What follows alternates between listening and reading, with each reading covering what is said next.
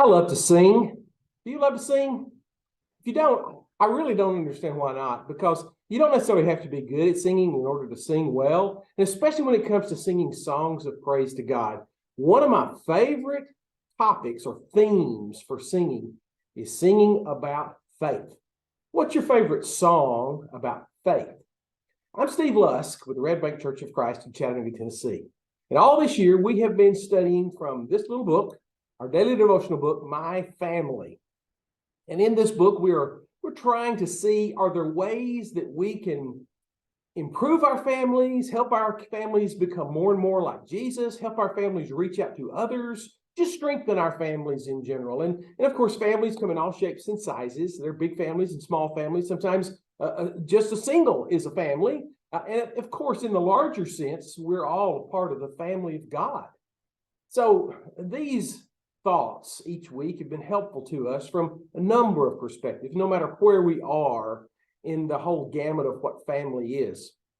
This week's devotionals are written by Dale Jenkins. And by the way, Dale is going to come and be a part of our August conversation series. He's scheduled to do so at least. And we are looking forward to his coming. I think you will enjoy him very much. But his devotionals this week center around the idea of helping my children to become faithful. Faith. Think about that. Faith, he points out in the first Monday's devotional, it can be both a sort of a noun. We talk about the faith, or for example, Jude talked about contending for the faith that was once for all delivered. But it also can be sort of a verb. All throughout Hebrews 11, we see all of the things that were done by faith and active faith. James talks about putting your faith into action. And so it's an active word as well as a body of belief. But when we think about faith in connection with our families, maybe we think about what is it that we want for our children. He points this out in the devotional. We want many things for our children. We want them to succeed academically. We want them to succeed socially. We want them to succeed perhaps in some realm physically, some extracurricular activity of some sort. But certainly we want our children to be faithful. We want them to be full of faith. And he asked a very probing question that I underlined in my book, and that is this. What if your child doesn't have faith in Jesus? All the other things that we might put our emphasis on might be irrelevant. And they pale in comparison to developing faith in Jesus. So I love this series, How to Help Our Children Become Faithful. And then in the second lesson, he goes from faith to the idea of faithful. And he mentions two elements that are required or necessary in order for our children to become faithful. And that's very simply talk and action. Yes, we do need to talk about faith. We need to talk about why we believe what we believe.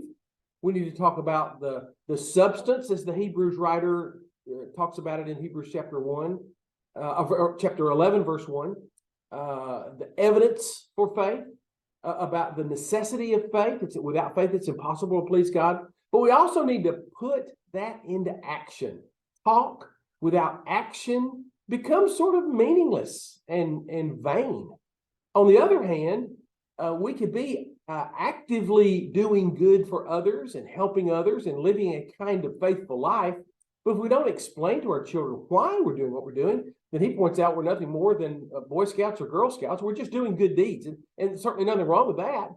But putting the two together, talking about faith and then living our faith, that is what it means to be faithful. As parents, we need to do that for our children. As those who have an influence over our children, we need to do that, talking and acting. And then thirdly, he talks about faithfulness. So he goes from faith to faithfulness. And faithfulness is sort of a description of what it means to be faithful. I love the song, Great is Thy Faithfulness, O God, my Father.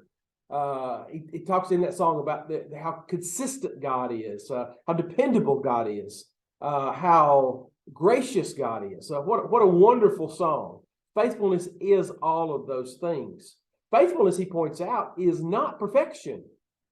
We can be faithful and not necessarily be perfect. In fact, I would suggest that in order to demonstrate faithfulness, we acknowledge that we are not perfect.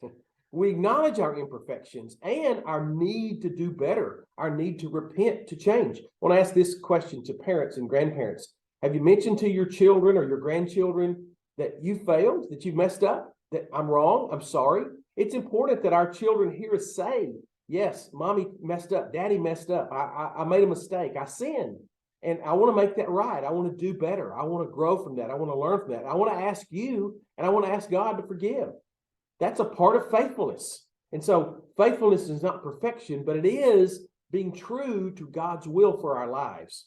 And then he talks about faithfully, and he mentions that faithfully is an adverb. It's how we live. We live a life faithfully. It implies continuous action, not one-time activity, not a Sunday only kind of faithfully living, but a day-to-day. Remember, Jesus said, if any man would come after me, let him take up his cross daily and come follow me. So faithfully means every single day, every moment of every day, I'm continuously living out my faith. I'm living faithfully. And of course, that's kind of what's mentioned in Deuteronomy chapter 6 when Moses was talking to the people, or God was talking through Moses to the people, and he talks about the laws and the importance of keeping those laws. And he talks about when you sit down and when you rise up, when you walk along the way, from day to day, all of your activities are to be done faithfully, with the concept of in keeping with God's law. That's what being faithfully living is all about. And then the last devotional on Friday talks about finished faith. You think about it, faith is, as the Hebrews writer said, the substance of things hoped for, the evidence of things not seen. And all throughout that Hebrews chapter 11, there are characters that are described as being faithful who did not see the end result. And of course, we're not promised to see the end result in this life, but we are promised that our faith can be finished. I love what Paul said in 2 Corinthians 5:7, that we walk or live by faith and not by sight. We can't always see the end, but as we sometimes sing, someday,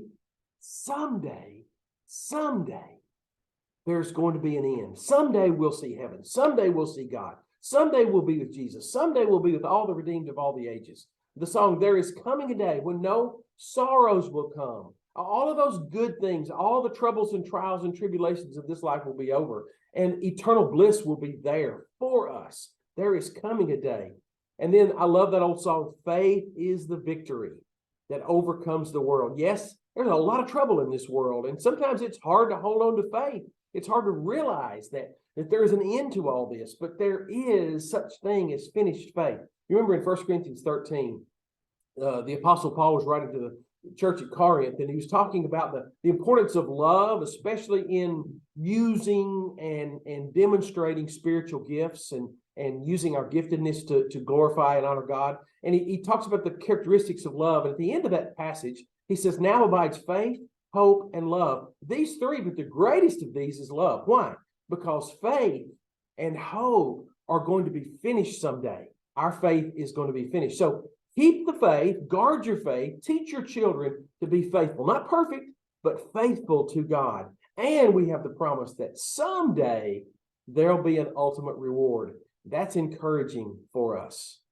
I hope that you've enjoyed and appreciated this week's series of devotionals, and in fact, this whole year's series of devotionals. And I hope they've been a blessing to your family, and I hope you've shared them in your family some way. And of course, if there's ever anything that we can do to help you here at the Red Bank Church of Christ, please let us know about that. Give us a call, write us a note, get on the email and send us a message. Go through our website. You can even have a prayer request that you would make that would be kept private, anonymous prayer request. Let us know how we can help you. And if you have any questions about faith or about your own faith, then by all means, please ask those questions. We want to help. Thank you so much for watching today. You have a great day, and I hope that your faith is as strong as it can be.